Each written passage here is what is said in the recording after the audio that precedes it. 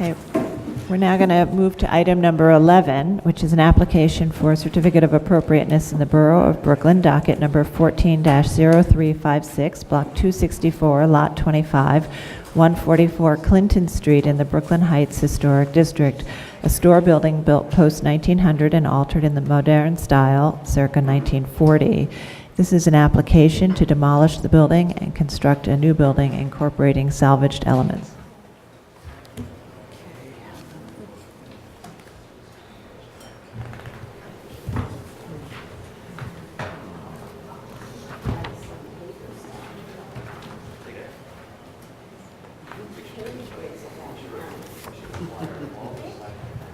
Good morning, Commissioners. Caroline Pasha, Preservation Staff.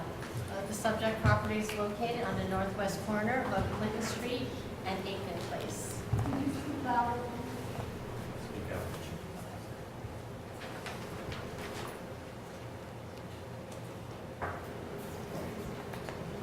So the subject property is located at the northwest corner of Clinton Street and Aiken Place.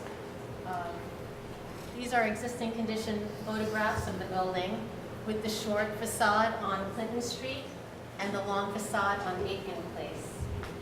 This application is to demolish the entire masonry wall facing Aiken Place and removing select portions of the storefront infill, some of which were altered without Landmarks Preservation Commission permits, and to construct a four stories on top of this one-story structure. This corner site seen here was once part of a row of 5 Anglo-Italianate row houses. By the early 20th century, the row house at this corner was demolished and a one-story building was constructed and later altered in the modern or Art Deco style circa 1940. And this is a designation photographs showing those Art Deco elements seen here. Finally, Commissioners, the existing storefront infill that you see here on Clinton Street was approved by the Commissioners in 1971. And this infill consists of precast concrete panels and featuring opaque glass and a door. The architect, Semino Architect, is here to discuss his proposal in more detail.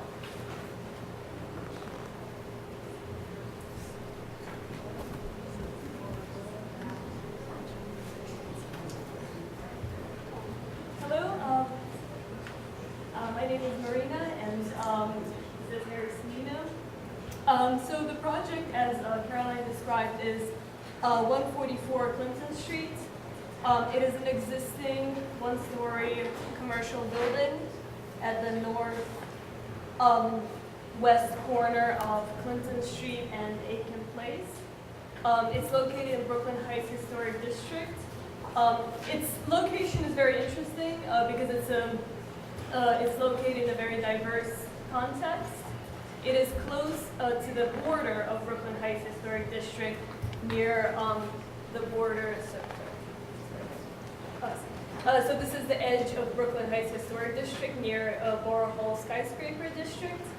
It is also at the corner of the C5-2A commercial zone, which is a high-density zone, next to an R6 zone, which is a residential zone, which is also a limited height district. So the limited height district is shaded in greenish gray.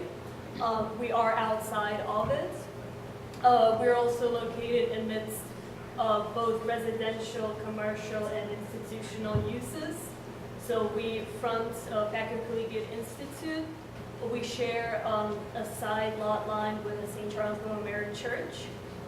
We are adjacent on the north to the 2 Anglo-Italianate row houses that remain from the original row of 5.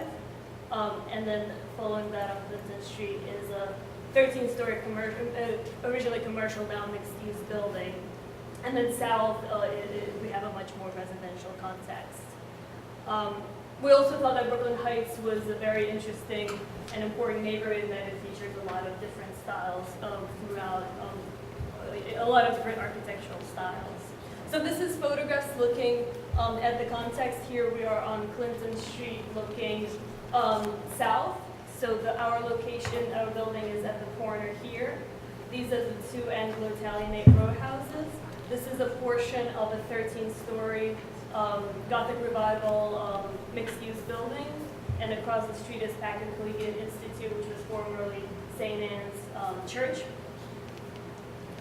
This is Clinton Street looking north, so you see the more residential context south of Aiken Place, and then the higher density context looking north.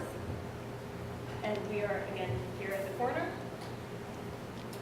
This is Aiken Place, which looking towards Clinton Street. So this is looking west.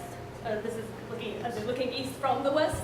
So here is our site is over here. It's hard to see, but you can see St. Charles Borromeo Church, which shares again the side lot line with us, and you see Mary McDowell Friends School, so another example of institutional use.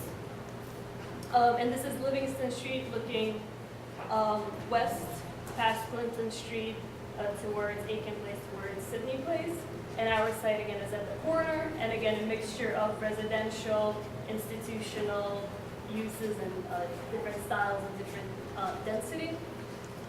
So Caroline went over some of the history of it. Just again to reiterate, the complex was originally 5 row houses from mid-19th century. They were known as the Honeymoon Row. They're in the Anglo-Italian style.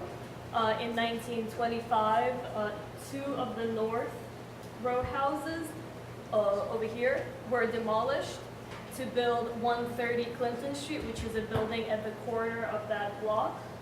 It was a 13-story commercial building, and in 1979 it was converted to a mixed-use building with commercial at first floor and 96 residential units above.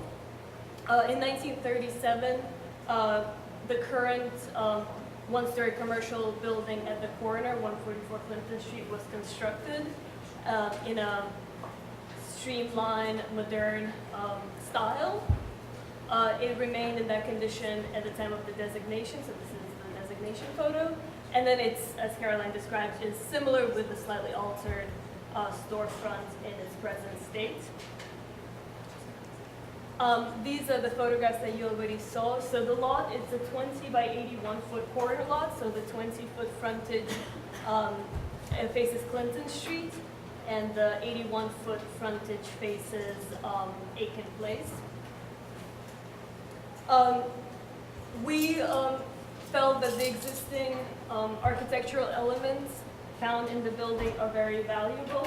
They're unique, and they are very characteristic of streamlined modern phase of Art Deco, which is the later phase of Art Deco. It's a more minimal style which emerged post the Great Depression. So the features include a relief, a motif of sunburst and floral patterns, and horizontal bands with a very intricate profile that we studied. Its form is also a resonance of the inverse of the piers found at 130 Clinton Street, the 13-story commercial building just north of us. So the proposal consists of retaining much of the existing exterior walls. We want to clean and maintain existing stone portion and leave them exposed. And the existing brick wall facing Aiken Place, which we find to be not a very articulate element, we will clad, as you will see later in the proposal. The only part that will be removed will be a portion of the storefront seen in light gray on Aiken Place and the storefront on Clinton Street. But everything that you see in yellow will be preserved, including both side walls, one of which is a party wall with adjacent Anglo-Italian name, which we will not touch. This is just a basic zoning overview. Again, the lot is a 20 by 81 foot lot, is a corner lot. Existing building is 100% lot coverage. Existing building is a 1-story commercial building at 21 feet tall.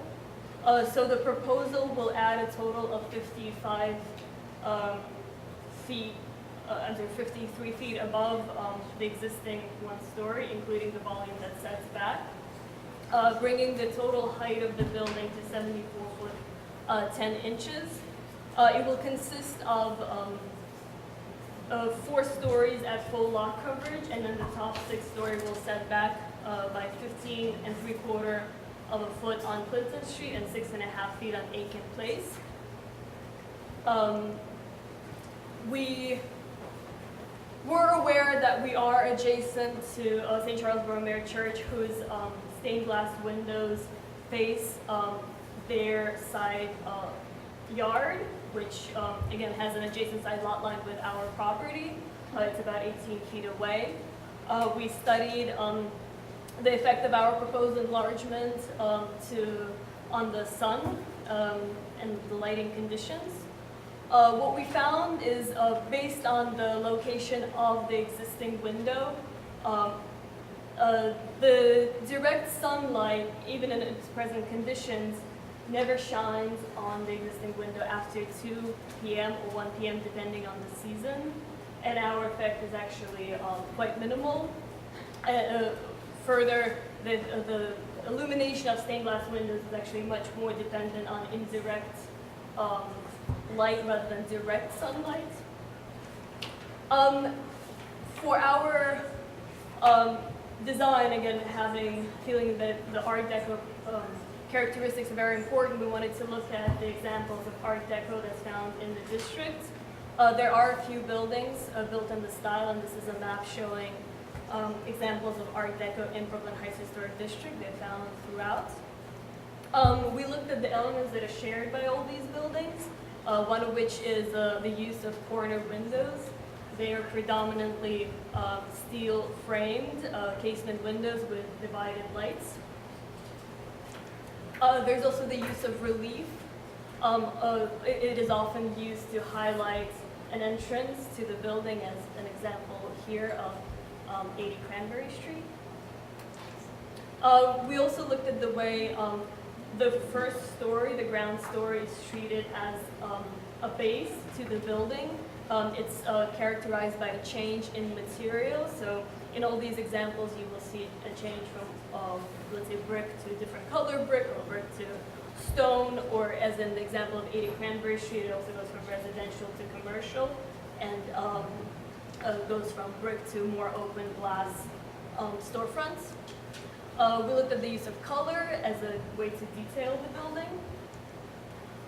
We then looked at the elements that are found in the district. We looked at the use of stone in both Packard Collegiate Institute and Mary McDowell Friends School. Both of the buildings use limestone with a finish that has parallel roofs to highlight certain elements. This finish is known as a 4-cut or 6-cut, depending on the density of the roof. We further looked at the rhythms that are established in the context that we have. We studied the geometry and the proportions of both the St. Charles Borromeo and Packard Collegiate Institute. We also looked at the typical proportions of a more predominant Greek Revival row house, and also the Anglo-Italianates. So we used what we found in composing our proposed volume. So we repeated the horizontal bands on the floor lines to emphasize the horizontality of streamline with their style, and using the proportion of existing bands found at 144 Clinton Street. We also established the proportions vertically. On Aiken Place, we based it off of the proportions of Packard Collegiate Institute, which has 7 bays of a certain proportion, where the middle 5 bays are equal and the edge bays are about 1.5 times the center bays. On Clinton Street, we offset the elevation face so that 2/3 of the facade are more forward and 1/3 is slightly recessed back, picking up on the facade recess at the Anglo-Italianate row houses. both of the proportions, the horizontal and the vertical, came to form the grid, which we further detailed with a reveal, again, on horizontally picking up the exact profile that is found in existing 144 Clinton Street, and vertically, we wanted to propose a finer, more reduced profile, again, emphasizing horizontality over verticality. We then introduced stone panels with a four-cut finish, picking up on the elements of Mary McDowell School and the church across the street. And then we wanted to introduce a glass that's colored yellow, again, using element of color as a typical Art Deco element. So here's a proposal of proposed elevations as seen in context. This is Clinton Street with a view of Sydney Place beyond and St. Charles Borromeo Church beyond. And this is a view of Livingston Street crossing Clinton Street as it transitions to Aiken Place. Again, you can see the picking up of the proportions of the Anglo-Italianate row houses, the picking up of the height of some of the row houses found in the neighborhood, immediately beyond the proportions of 7 bays that are found in the Packard Collegiate Institute, the picking up of the commercial band that's found at 130 Clinton Street, bringing also the scale of the commercial front lower, because it's a tall 21-foot volume, so we felt that it was important to bring the scale down by introducing this band. Marjorie, you want to ask a question? Actually, you started to do it, but you showed your theoretical analysis before you showed your project, which makes it quite difficult to understand. Okay. So could you just go, you have your elevation there, that's good. Can you talk about how your theoretical analysis actually relates back to the neighborhood? You started to do it by saying picking up on the bands Okay, and so stuff, but let me do go it back. slower so that we understand what the No problem. derivations are. So, on Clinton Street, we're proposing a corner window which would be on a more forward plane, and that's a 2/3 of the facade width. 1/3 of the facade width, which will have four-cut stone, will be recessed in. And that's picking up on the proportions of the Anglo-Italianate row house, which has 2/3 of the facade forward and 1/3 of the facade with the doorway recessed about a foot in. We also are picking up again on the line of that's established on the street line at Clinton Street by 130 Clinton Street. This is an arcade with the main wall of the building recessed in, and the two of these storefronts are on the street line, but there's a consistent line that carries the scale, and we're picking up that height with a proposed stamped metal panel. That metal panel will have a decorative motif that will be based on the existing sunburst and floral motif of the relief. This is the existing portion of the stone. It ends, the return is about 3 feet on Aiken Place. We are going to extend it. We will leave the cut line of the existing and proposed, but we want to extend the bands going all the way across. And then bring the same relief motif to the entrance of the residential portion. Again, picking on the elements of relief as they used to symbolize an entry to the building. The grid that you see, it will be a combination of smooth limestone and the textured limestone, the four-cut limestone. So the band, the existing band was used and replicated upwards to show the floor lines. And then a thinner smooth limestone band was used to establish 7 bays.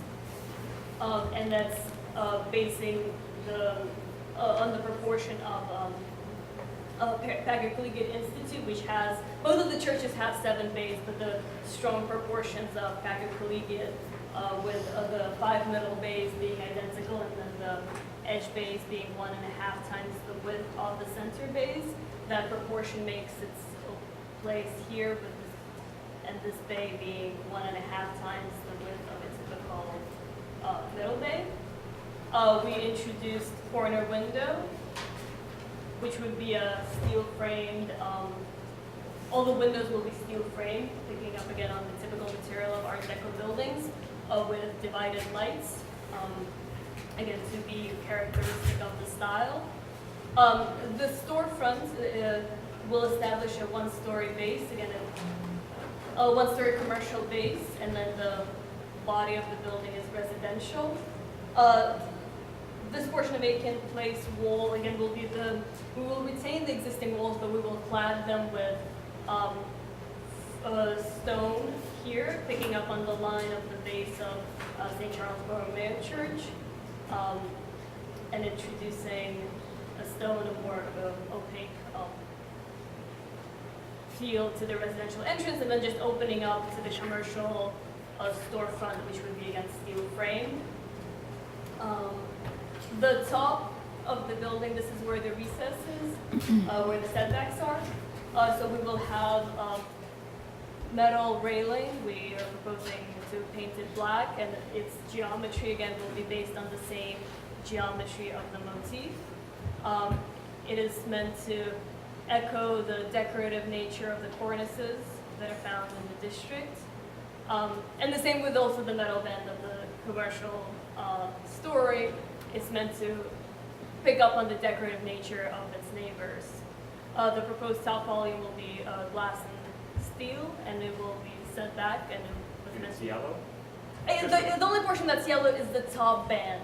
And the top band, as you will see later in the renderings, will come down on the sidewalk line. So let me go forward. So this is the same proposal in more detail. So the orange band will be the top band, and then it will just come down where there's a staircase with the residences inside.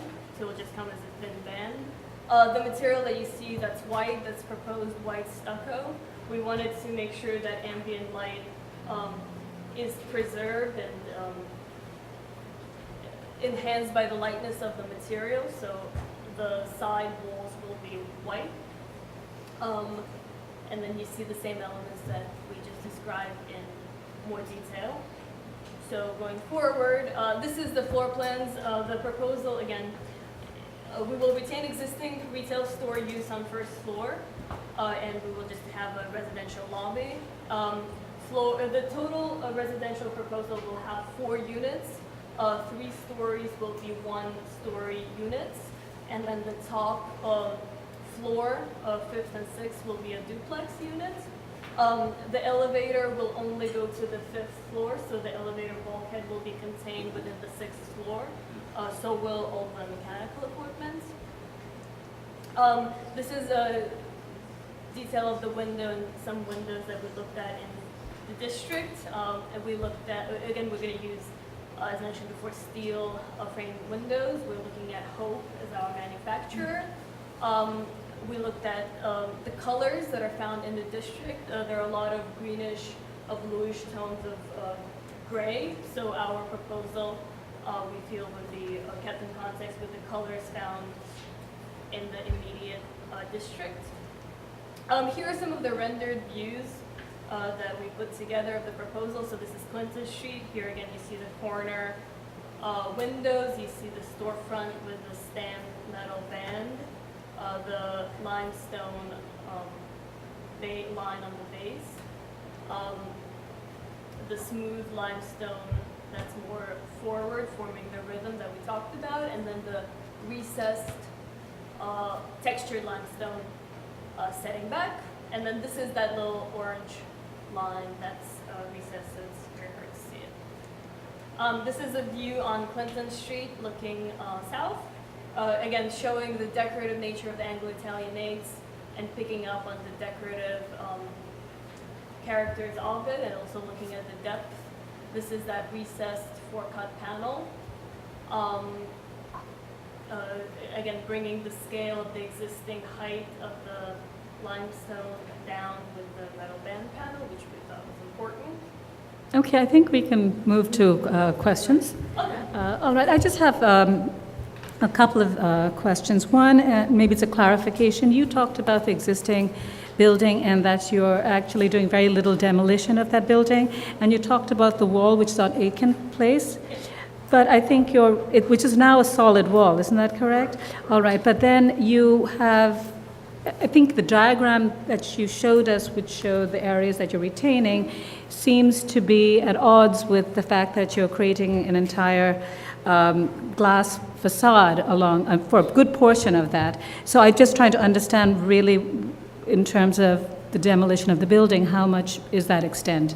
The column lines will be behind the glass, just so the glass is continuous, but there'll be columns behind that recessed. So there are portions of the, So, I'm sorry, please give your name to the record. state your name. Just state your name. So my name is Harry Semino. Okay, Harris Amina, all right. So, but you're saying that there are existing portions of the wall, the columns that'll remain, Yes. and then you'll put the glass in front of that? No, so the only portion that will be cut away, as you see in the diagram, is the portion where the storefront glass.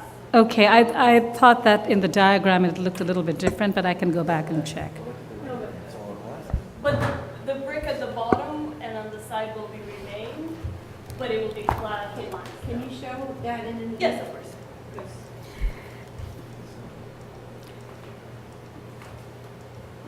I guess it's in drawing number 10, right, that you've shown it? Ten's the diagram. 10's the Yes. diagram. Not the removal. It's, So, the green that you've shown here, is that the portions that are remaining? yes. So the storefront windows, they will be cut away, so that portion of the brick will be So removed. the area above that cut will be covered with the spandrel, Yes. with that kind of texture thing? Exactly. Correct. And Commissioners, just to Panels and new stone.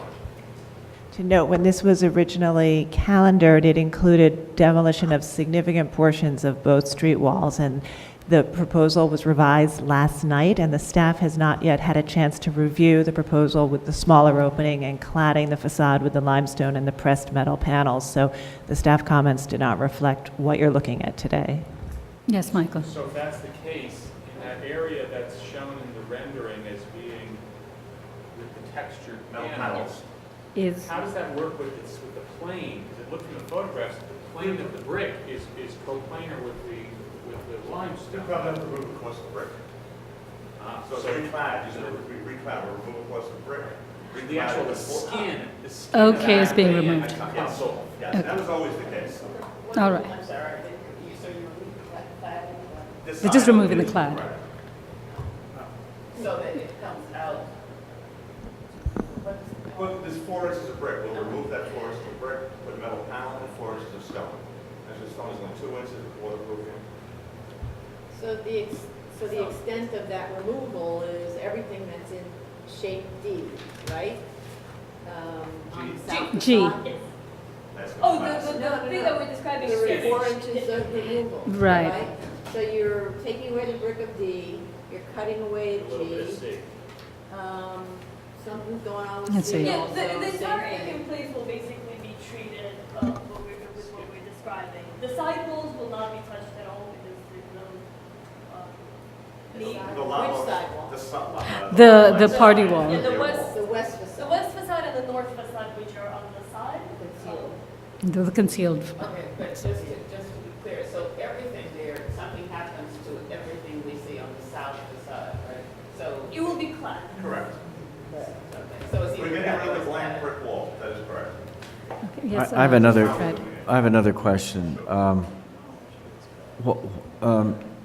Why is it appropriate that you take a contributing, existing at the time of designation, altered not too many years after designation, perhaps not too elegantly, but nonetheless, existing one-story store with deco detailing, why is it appropriate that it becomes the base of a, what, 6-story building or something?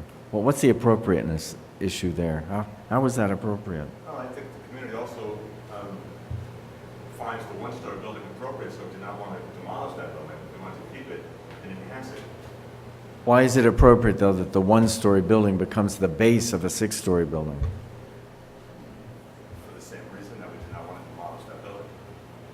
The one-story Why is it appropriate that it not be a one-story building, is what I'm getting at? It was originally a three-story building. The others were three-story. They became 13-story buildings. And that's 1971 designation, 40 years ago, was just for that front facade. So that's why we went through the history of the site of the buildings. And it was specifically left out of the limited pay district of Brooklyn Heights. You talked about trying to maintain the horizontality of the building. What I find sort of at odds with that is the height of the building you've chosen and how that relates to the surrounding context. So I think I have a sense that we have a lot of questions on this, but if you could just talk a little bit about the height, because I don't see how that really really enhances the verticality of the building, and I'm not sure how it actually relates to the two institutions on either end, or for that matter, the remaining portion on, I think it's Clinton Street, where you have the row houses.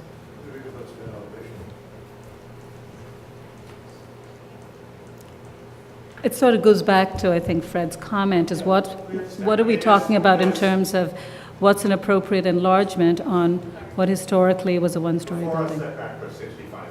The building directly across the street is 55 feet. That's a residential building. Can you At the end of point the- to the things that you're talking Yeah, about? so Sorry.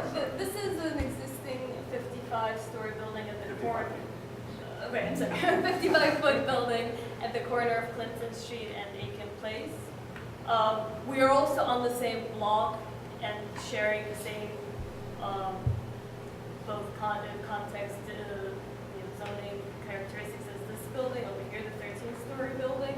On Sydney Place, we also found examples of a lot of, this is a 65-foot tall original elevator building that's found just a block away from us. So the height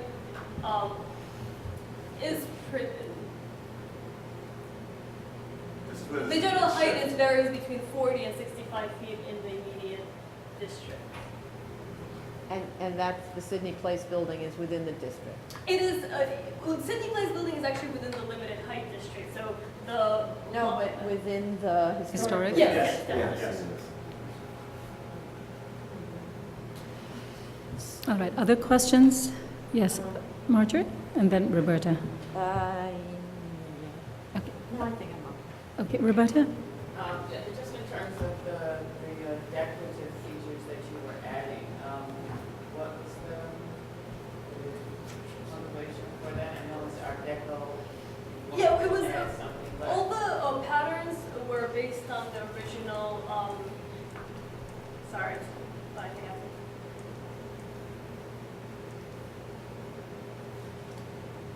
So this is the existing building, and this is a very typical existing relief motif that's found on the facade. So we use the pattern of it to generate all the decorative elements. In what material? The proposal consists of a few things. So there is a stamped metal panel that establishes the commercial scale. Sorry. And so my other question is just that, in on page 10 or sheet 10, it shows the brick with some texture, that long wall. It shows something more than just a brick with flames of wood. Is that true? Is that real? And what's it? It's a very irregular running bond. So it's not It's a header nice in course. your drawing. Yeah, it looks nice on the drawing. If you look at the photo, it's hardly distinguishable, the different bonds. But there's three different bonds, not equal spacing. And could you have accomplished the same thing in terms of the use of the first floor if you had not taken so much out of it? The glass on that first floor could be limited. So that could be done, yes. All right, yes, One last question. Marjorie?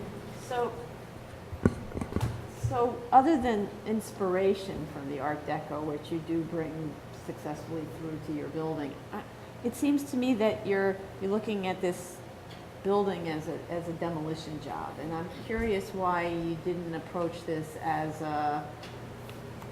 make an argument for why this is a non-contributing building, and then arguing to do a new construction because it's a much heavier lift to get an addition on an existing building than new construction. We didn't Yeah, I'm consider just it to a make the demolition. argument. Because we didn't want to demolish, number one, we didn't consider demolition landmarks because the interior is what we were told, no? I'm not sure on that, but that's okay. But we did not want to demolish the building, the owner did not want to demolish the building. I don't think anyone wants to see the building one story demolished. So therefore, we used that as the generating factor. All right, any other questions? All right, we'll go to public session. I'll just read the community board's resolution in part.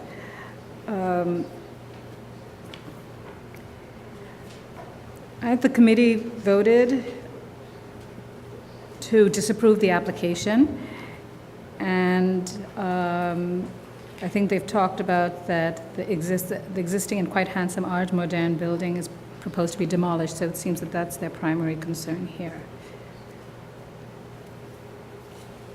All right. Okay, we'll take public testimony. Judy Stanton.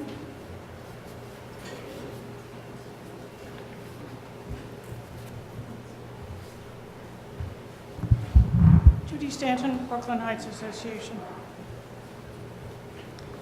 The Brooklyn Heights Association Landmarks Committee has reviewed this application, and we have several significant concerns. The proposal requires the removal of a building that clearly contributes to the Brooklyn Heights Historic District. It is also part of a unique assemblage of notable buildings. If approved, this application will have a profound, irrevocable impact on one of the most distinctive blocks in the historic district.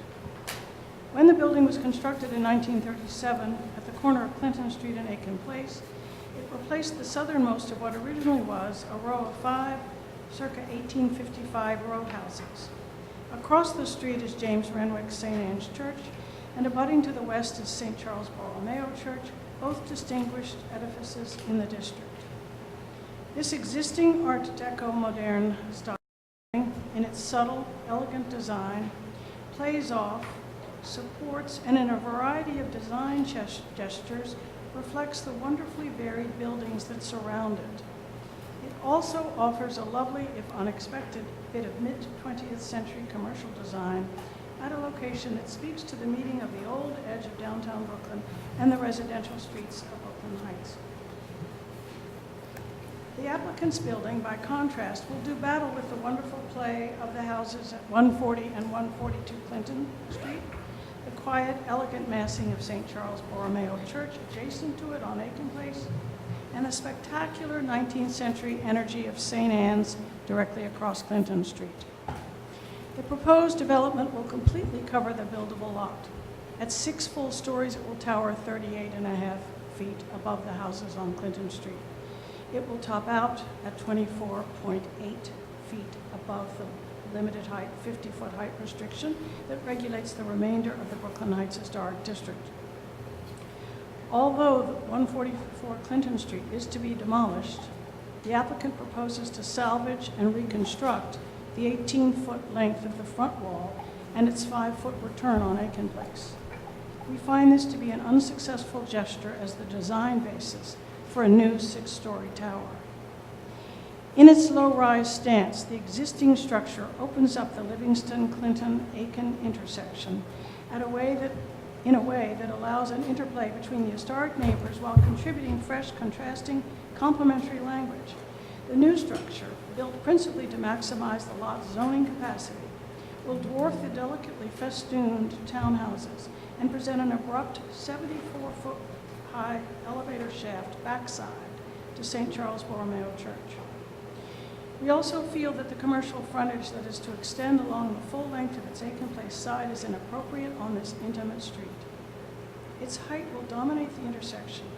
In scale and style, it will do nothing to complement and everything to detract from the prominent historic neighbors. Accordingly, our committee cannot support this proposal, and we urge the Commission to disapprove the application. Thank you. Thank you. The next speaker is Otis Pratt Pearsall.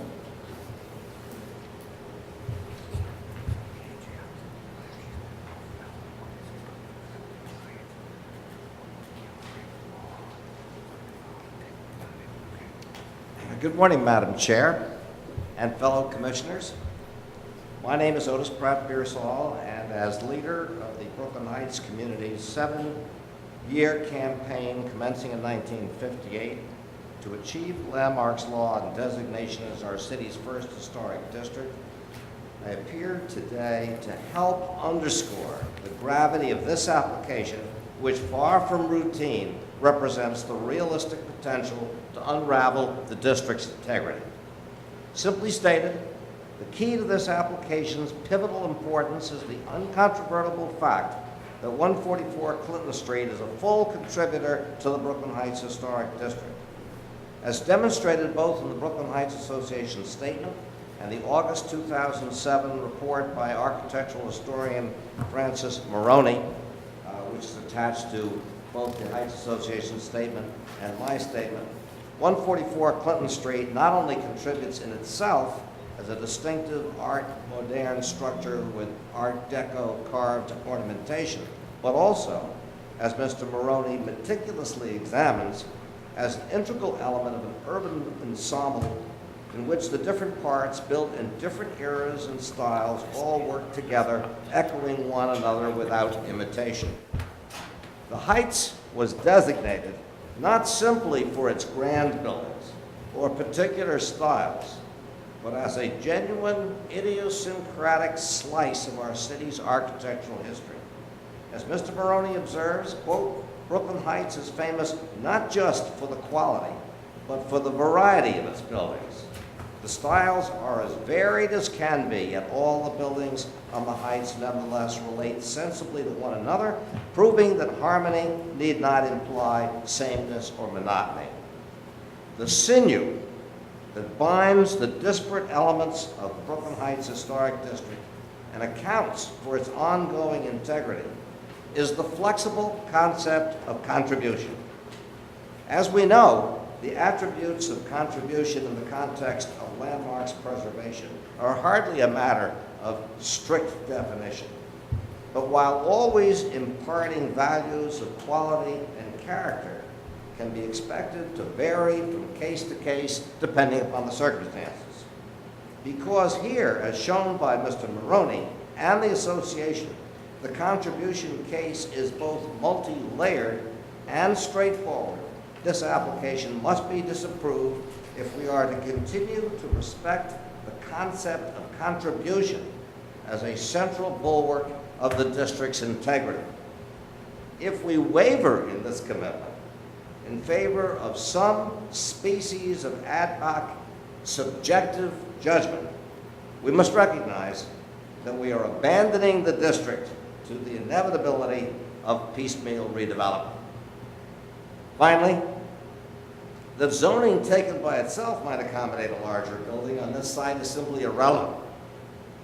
On matters of demolition and alteration, the Landmarks Law, with its appropriateness standard as applied by this commission, must prevail. And for the multiple reasons of 144 Clinton's contribution, under this standard, the proposed demolition or alteration should be rejected. Thank you. Thank you. The next speaker is Barbara Zay.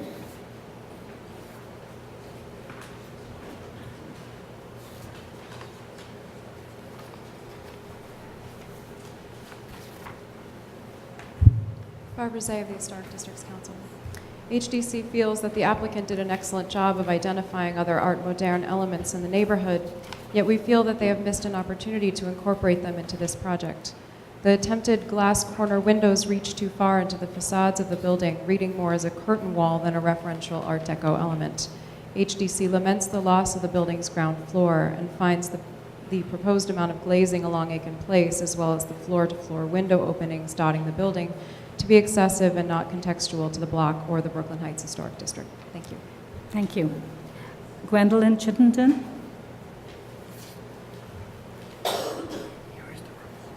I'm the owner of 142 Clinton Street. Talk louder. I'm Gwendolyn Chittenden, the owner of 142 Clinton Street, the 1954 historic townhouse immediately adjacent to 144 Clinton Street. I'm revising my comments on the spot because I don't want to repeat some of the very good points made by people ahead of me. But I thought, as I listened to the testimony of three particular slides, two of them were photographs looking south down Clinton Street with Packer, Collegiate Institute of St. Anne's, and then the 150 Clinton Street sort of towering over Clinton Street, looking as though they darkened it. There were two photos that literally would have thought this was a narrow street darkened already, when actually that's not the case.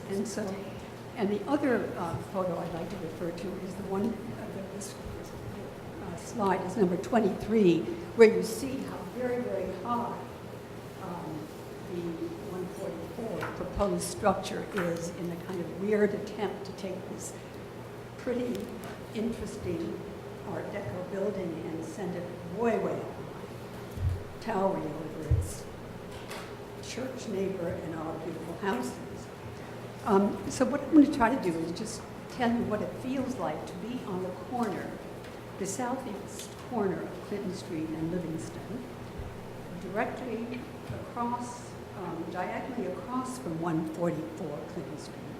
And beyond it, as you look, you see the very pretty Art Moderne building, and then you see to its right the complete outline of the total structure of 142, the 1854 Italianate townhouse neighbor, my house.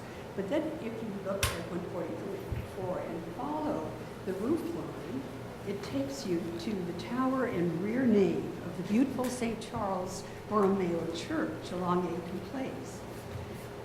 Further to the right, one's eye can see the facades of 142 and 140, the historically important 1854 Italianate remaining townhouses. And then to one's immediate right, the magnificent James Renwick St. Anne's Church. And then turning to one's left, one can see unfolding rows of 19th century townhouses. The small scale, which is intrinsic to 144 Clinton, contributes to the plaza-like quality of the block. The block, not unlike those pictures, the block is open, it's airy, it's sunny, and it's filled with architectural sites that please the eye. Thus, I respectfully urge the committee to reject in its entirety the proposal to demolish 144 Clinton Street and instead to preserve the present facade and envelope of the building for the future. Thank you. Thank you. The next speaker is Thomas Chittenden. I'm the other resident of 142 Clinton Street. We've lived there since 1973. My wife and I fully agree with the Brooklyn Heights Association and Otis Pearsall that the current Art Moderne, Art Deco building at 144 Clinton Street contributes importantly to the historic district and should not be demolished or altered. But there is an additional reason for rejecting the owner's proposal for a almost 75-foot building that takes up the entire 20-foot by 81-foot lot. Namely, that building would severely harm our two Italianate townhouses just to the north of 144, as well as two important 19th century churches, particularly St. Charles Borromeo. And Father Doran will speak to that in just a minute. Our 1854 Italianate townhouse at 142 and its virtual twin at 140, owned by Dr. Norman Greeley, are widely admired by architects and historic preservationists. They have been described and photographed, for example, in the American Institute of Architects' Classic Guide to New York City, where their architecture, lavishly decorated lintels and cornices, and unique cast iron eyebrows are celebrated. These buildings thus contribute significantly to the ensemble of distinctive contributing buildings on Clinton Street between Girolamo Street and Aiken Place, Livingston Street. If built, the proposed building would isolate and diminish these townhouses and their gardens by burying them between the very tall co-op building at 150 Girolamo Street and the expanded 144 Clinton Street. A sheer 75-foot wall would rise to more than twice the height of the townhouses' roofs. The wall would reduce air, and since it would be to the south and extend to the back lot line, it would block virtually all sunlight from penetrating into our gardens, especially 142. It would likely kill our trees and plantings and substantially reduce the market value of our houses. Moreover, it would also severely reduce the amount of sunlight that now illuminates the large and beautiful stained glass window at the rear of the nave of St. Charles Borromeo, as Father Doran will elaborate on.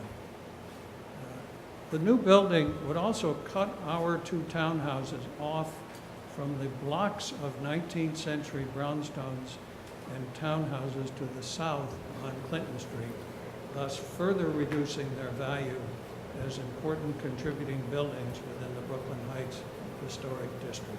I'm sorry, sir, your time is up.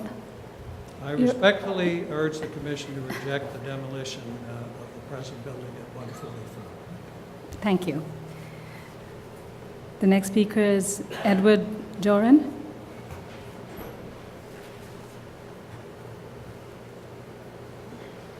Thank you so much for the opportunity to address you. I come concerned about two issues. One is light. When you walk into St. Charles Borromeo Church, built in 1869, you are captured by the most gorgeous, gorgeous piece of artwork. It's a stained glass window portraying Charles Borromeo, the Archbishop of Milan. It is one of the very, very few pieces of art that capture the spirit of this magnificent individual who permeates the essence of the congregation. The church itself is primarily a morning operation. We mentioned 1 o'clock. The doors are locked at 1. Our services are in the morning. The last service of the day is at noontime, concluding at 1 o'clock. Thus, we will lose the beautiful illumination of a magnificent piece of art. The second element that I would like to speak or address is the loss of the air and the loss of the ventilation around the street, Aiken Place. The building will simply tower. It actually will go over the top of our church. So those would be the points that I have. Our parish architect will be able to present much better graphic representation. I don't have those skills. Thank you so very much for your kind attention, and I appreciate the presentation, but would respectfully request that it not be permitted. Thank you. Thank you, Father. Gary Maranga, architect.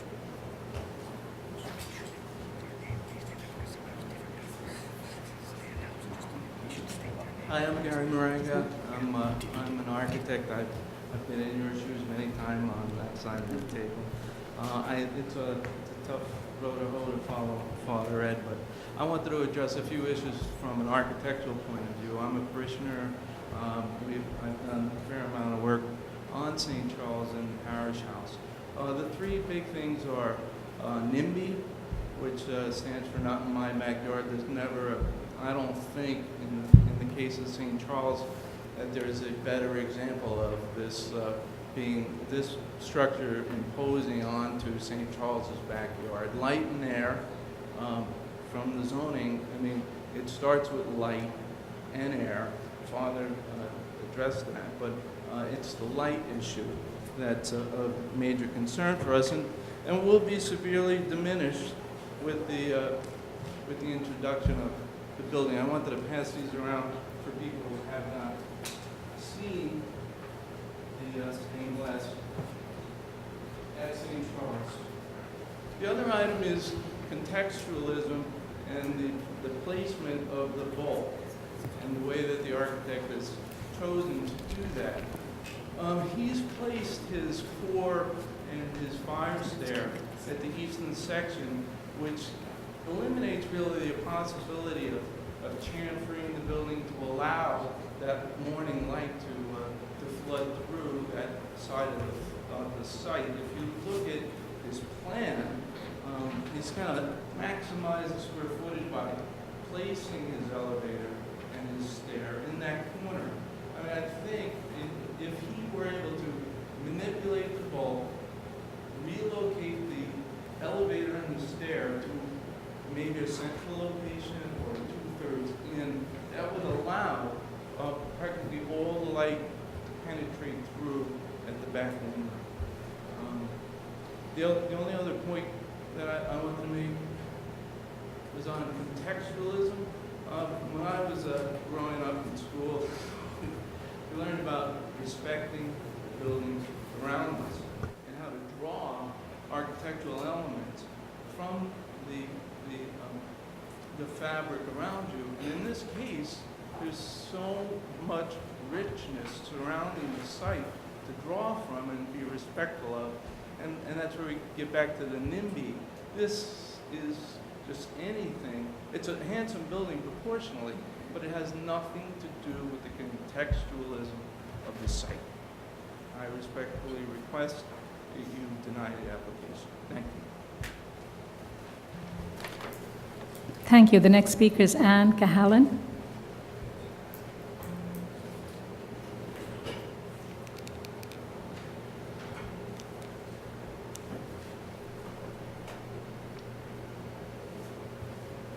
If you can state your name for the record, please. My name is Ann Cahalan, and I am a longtime resident of Brooklyn Heights and a member of St. Charles Borromeo Church. Just speaking as a person who lives in the neighborhood and who attends Mass regularly at St. Charles, the blockage, no matter how much the light shines in or doesn't, just cuts down on the air and the space. And it is a beautiful, beautiful window, and we should not eliminate that to build another building for residences. We're overrun in Brooklyn Heights with the number of condominiums and buildings that are going up. And here you have a really historic area. The church is historic. The church is being revitalized by Father Duran. And I think that we have to just accept the fact that sometimes you just need a little bit less than a little bit more. And so I do request that you not support this proposal. Thank you. Thank you. Are there any more speakers on this item? Any more speakers?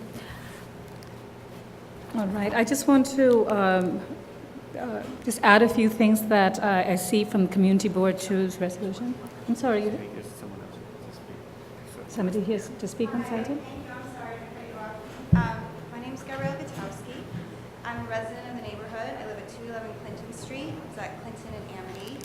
And I'm also a member of the congregation at St. Charles Borromeo. I just wanted to follow up with something that Father Ed said. I actually don't attend Mass in the morning.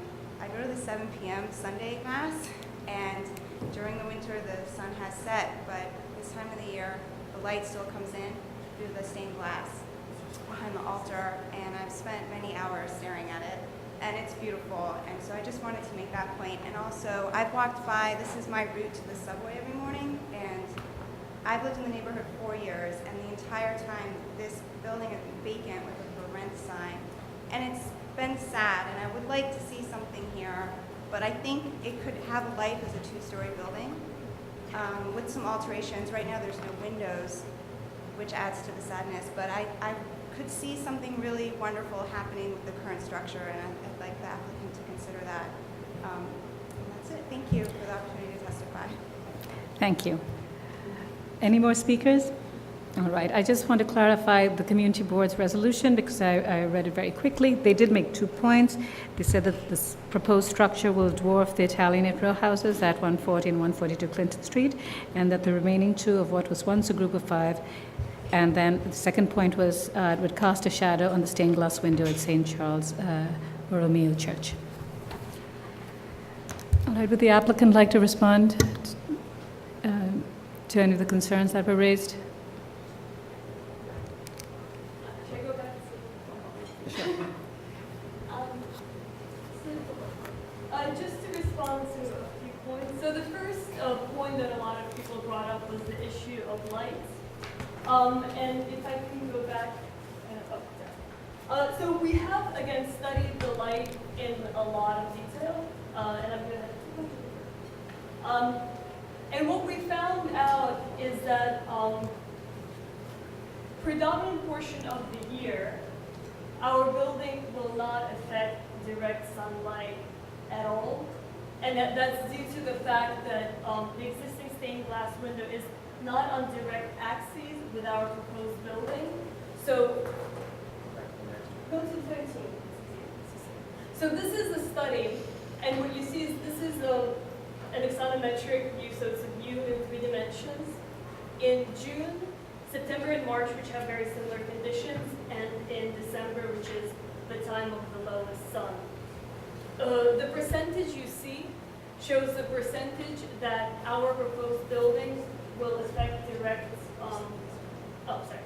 thank you. So the percentages here, they show the percent of the window that is blocked from direct sunlight as a result of the proposed enlargement. So as you can see in June, our proposal does not block any light at all. And the conditions are very similar in September and March. What you will see here again, as we have said, I think as everyone understood actually, is that after 1 o'clock or 2 o'clock, by the way the sun turns, the buildings cast shadow on their own facades. So you see all the facades. So when it says 0% and we see shadows, that means that the shadows are... No direct sunlight is blocked. You see the window is bright red? Right, but I'm looking at the second... So the slide in the morning, the sun is not... Okay, it's other buildings that are casting Yes, that shadow? Okay, just wanted to clarify that, that this is the cumulative shadows, it's not just of the proposed building. So the times when we will unfortunately have an effect on direct sunlight, and that's important to know, is in winter months in the early part of the, you see from 8 a.m. to 11 a.m. And then at noon, we're no longer affecting, and then actually the window gets 100% sunlight. And then by the time it's 1 p.m., the building itself begins to cast shadow on itself. And then by 2 p.m., there's no direct sunlight. Another observation that we made when we went to the church for some of them, I think there was a musical event at 4 p.m. It was a 4 p.m. event in spring, I believe, and the windows were beautiful. And we were wondering how they are so vibrant and illuminated, and the effect of the stained glass window has to do with ambient light outside. It is brighter outside than it is inside the church. So the colors and the vibrancy that is very valuable to people who go to the church and to everyone who appreciates it is the result of ambient light much more so than direct sunlight. And having done a little bit of research on stained glass window, actually constant direct sunlight is not a positive thing to stained glass window. It is hard to preserve the colors in constant UV exposure, but Commissioners, if I can just jump in quickly, which is that is a tip, generally speaking, the commission is not taking into account light and shadow when we're looking at the appropriateness of a particular building for a district. And then to respond to a few other points, the existing building, as Ms. Bukowski has mentioned, has been vacant for a long time, so its contribution to the use of the street is, as a vacant, closed building, is something that I think should be questioned. And the question of context, while the position of this building is very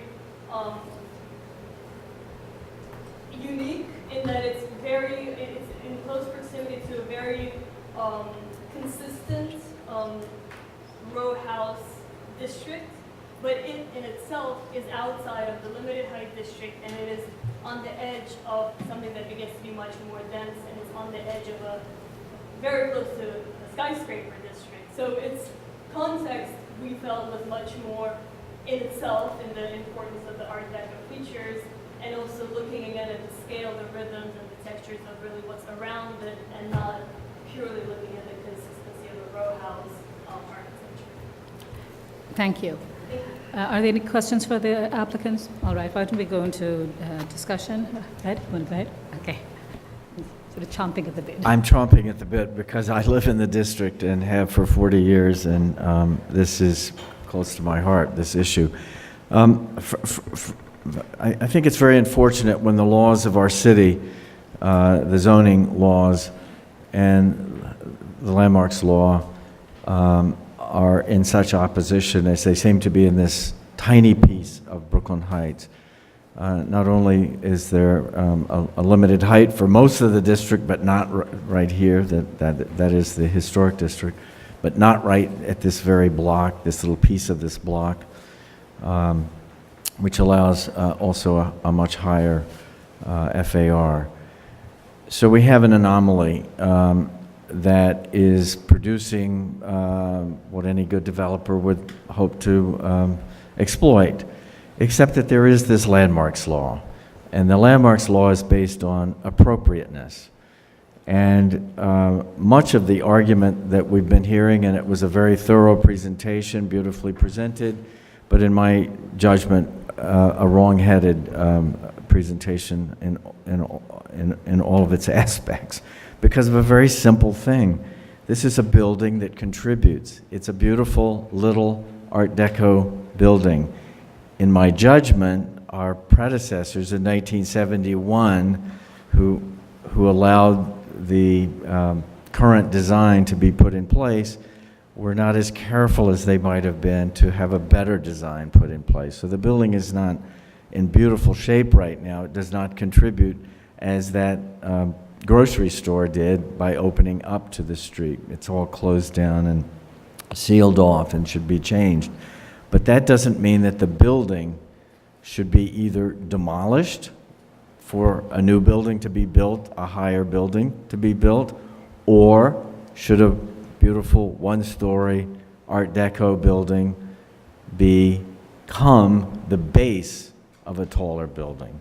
The building remains. It contributes. I think much of the public testimony was related to that fact, that Brooklyn Heights is characterized by a mix of use, a mix of height, and that's what makes the magic of Brooklyn Heights and why it was our first historic district. So I think it's just simple as can be.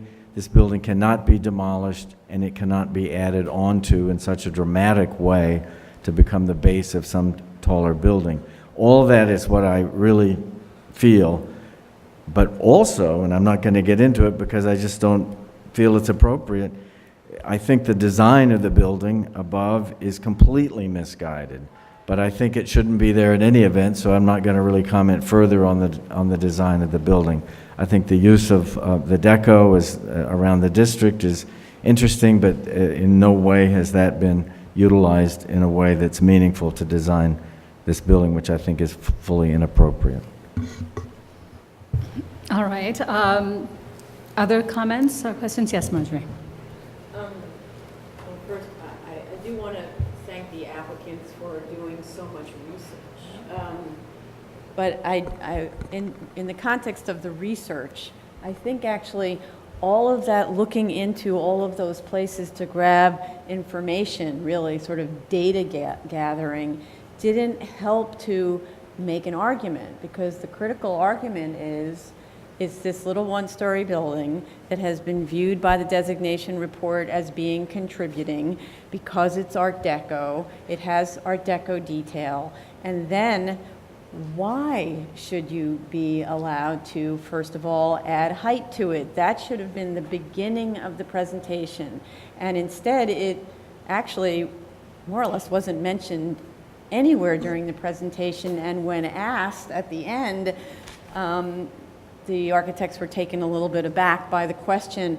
The fundamental one is you're treating this one-story building as the base for a taller building. What's the appropriateness argument for why that can happen? And you have to help us get there. Sometimes we can get there, but with all of this data, even I, who often can get there, can't get there. So that's the first thing. And one of the reasons I think I can't get there is because the statement that this one-story building is being preserved is actually not true. I mean, the only thing that's being preserved is the little banding on the front, and that's essentially it, because the banding is being replicated to put on the side. The side brickwork is being removed because it's not nice enough, even though the side brickwork actually picks up very simply on the banding from the front. So you're sort of gouging out the side facade, you're cutting out the side facade, and the only remaining remnant is a band at the front. So I don't really get how that's the preservation of this building, other than, you know, yes, you have the party wall, and yes, you have the rear wall, which is not visible really. So there's my problem with the whole project. At the same time, when I first saw the building, when I finally got to, by the way, the drawings of the project were at the very end of the book. So I'm like, where's the project? The project should be what the presentation is about. When I saw the project, my first reaction was, oh, that's a very beautiful building. It actually reminds me of, I don't know why, of Athens.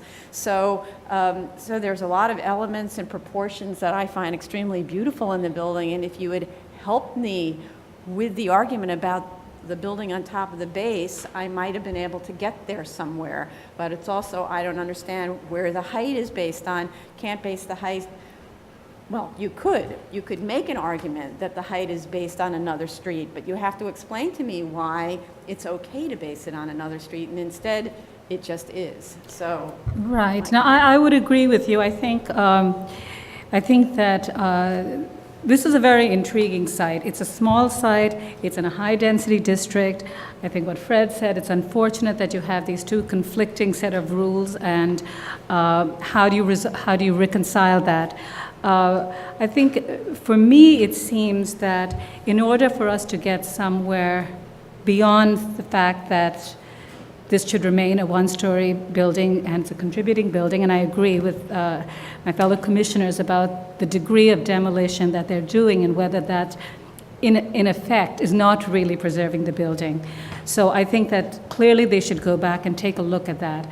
But then when we look at the enlargement and whether it's appropriate, I think they have to look at this district and see if there are other examples of Art Deco style buildings that are perhaps not one story. So we've seen the photographs that they've shown us of the larger Art Deco buildings that you see. It would be helpful if we can understand the context within this area of where they exist and where they're more, and probably at a scale which is a smaller scale like this building, and whether it's multiple stories. And I think then we can sort of speak to the issue of whether it's appropriate for what is right now a one-story Art Deco building in a sea of, obviously different styles, but that is still something that's reflected elsewhere in the district.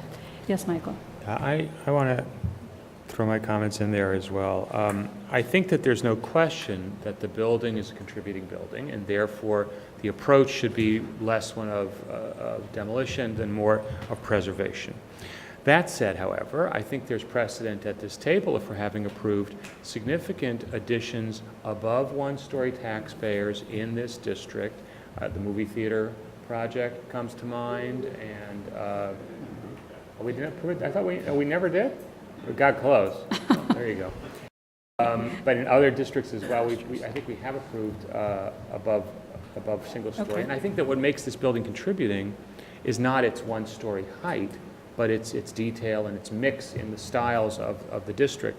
In my perception of this area of the district, as you get closer to Joralemon, the scale does shift up and does increase. But I think that the use of the building one block over as a basis, that one single structure, that's a really anomalous structure. So I think that as Marjorie was saying, an analysis that we've seen before where you do a kind of more global height comparison of the buildings and show where this fits into that would help. I think that there are a lot of Art Deco buildings in this district that I know of that are taller than the brownstones, especially as you move closer to the bridge. And I think an argument could be made for an addition that was taller than this existing building. I think that there are two areas that the applicant could explore on that. First is to try to tie it into the more immediate context of the church, of Packer across the street, the apartment building across the street, both of which are taller than the brownstones but are not as tall as this building. The second possibility is to look at your floor-to-floor heights, which are not small. You've got a 21-foot first floor and a almost 11-foot floor-to-floor, all of which could be reduced for what are somewhat small apartments without making them substandard, and you'd still be able to tie the building a little bit better in with the context. I think also the overall aesthetic of the building, I think, should be explored a bit. The attempt to play off the Art Deco is, I think, appropriate, but I think, as Fred said, that there and others, that the end result was, I think, less successful in making that connection than it could be. Also, looking at the side street, there's no question that the side street is quite a bit more of a residential street than Clinton. And so the necessity for removing that much historic material, I think, should be questioned. I think if you look on that street, all the buildings that open onto it are residential, and most of them are sides of residential buildings whose fronts are on the alternate streets. So I think that while it might be appropriate to have your residential entrance on the side street, I think the elimination of all of that masonry in order to make a retail front on the side street, I think, should be questioned. Finally, I'd suggest that the palette, the limestone palette, is not helping you. I think that there's so much polychromy in this immediate neighborhood, in the buildings immediately around you, that you know, lighten it up a little bit. Thank you. Yes, Roberta? I just wanted to add that I think that what's important is, yes, in some cases we have built on top of existing buildings that we're contributing in some districts. But if we're doing it, and so I think it's possible, but I think in this particular case it's very difficult, because one of the things you'd have to consider is, of course, the height, and that's been discussed, but I think that is possible, but not at the height that's proposed here. But then if you're doing the new building or the addition and in a style that you're saying you're doing because it complements the base of the building, the existing building, and yet you don't respect what's existing, I think that that's the contradiction. So if you're building this new thing in Art Deco because this base is an important example and you recognize that, then I think you have to leave more of the existing fabric. You'd have to work so that it's not really a demolition, but that it is a preservation of something that is the base. And then you can say you're doing this because you respect it. Otherwise, just do something else and say that you're, and still preserve this, but to do it in some other style, and don't pretend that you're honoring the style of the building you just destroyed. Okay. Any other comments? Yes. The 71 Commission, I think, could have been more careful, but they were wise not to add anything. I don't know if that was ever a thought for the developer then, but I think they were wise not to go above the current height. All right, yes. Yeah, I just want to say I agree with the remarks of other commissioners about more respect for the original building and bringing it down. Any potential addition, I think there could be addition, but it really should be much lower, and some of Michael's comments and others pertain. All right, any other comments? All right, so it seems that we will ask the applicants to come back, and I think they're clearly on the existing building itself. I think there's definitely consensus that you have to look at retaining more of that building and being more respectful to it. I think nobody in this commission has been satisfied with the amount of erosion of that structure. It's very critical, and I think it's going to be a threshold issue for this commission if you want any support. I think And I'm just going to say the two broad areas. So in the second area is the appropriateness of increasing or having an enlargement. It seems that some of the commissioners may not feel comfortable with that or may not think it's appropriate, but it seems that the majority is willing to look at that. However, there are two issues. One is to really provide us the arguments, both by a real analysis of the district, to really provide the rationale that an enlargement is appropriate. And then the second issue is to really look carefully at what that enlargement should be in terms of its height. And if you want to retain the height you're proposing, then you have to give us better cues than you've given now. Although I think instinctively the Commission is looking for a lower building. So I think you should start exploring buildings of a lower height that may be palatable and give the Commission the ability to consider its appropriateness. And I think the last point is about the facade and the integration of the new portion to the existing portion. I think you're going to be re-looking at the existing building to begin with in terms of how much erosion is going to take place. So in that spirit, you should also look at how it'll flow through the remaining portions of the building. Is there anything else that you feel we should say? Okay, very good. Motion to close. I'm sorry? Oh, yes. I'll say aye. Great. Okay.